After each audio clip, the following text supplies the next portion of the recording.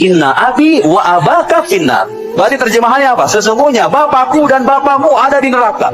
Sekarang saya mau nanya, ada nggak paman Nabi yang di neraka? Yang dipastikan oleh Al-Quran? Ada. Itu bertentangan dengan ayat Al-Quran yang sorry. Apa ayat Al-Qurannya?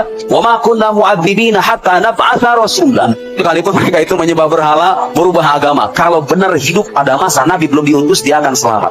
Pernah ada seorang laki-laki datang ke Nabi. Ya Rasulullah, wahai Rasulullah, aina abi? Di mana ayah? Rasulullah menjawab, karena beliau adalah seorang Nabi, dapat wahyu. Bukan kayak orang kaya kita. Kalau orang kaya saya ditanya ayah saya di mana, saya akan jawab saya nggak tahu, karena saya bukan Nabi, saya tidak punya pengetahuan tentang hal yang gaib. Nabi punya.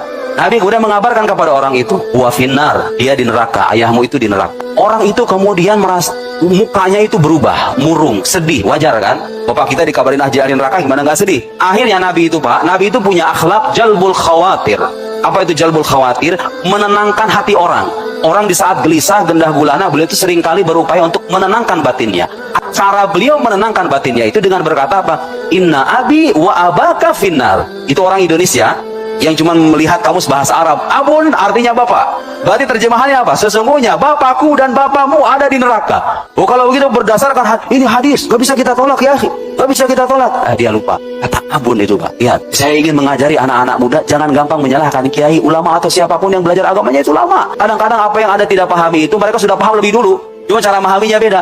Kata abun dalam ternyata tidak hanya berlaku bagi ayah. Jadi hadis itu kalaupun sahih, kita tidak menolak kesahihannya, tapi pemaknaannya beda dengan kita. Bukan berarti ayah beliau itu ada di neraka. Ya memang kata abun umumnya dimaknai sebagai ayah. Tahu mana ayah yang udah pasti itu? Bahasa Arabnya apa? Walid. Kalau walid maknanya sudah pasti ayah itu, karena yang melahirkan, ya ikut melahirkan kita. Kalau ab dalam bahasa Arab maknanya bisa paman, bisa ayah. Lafaz yang bisa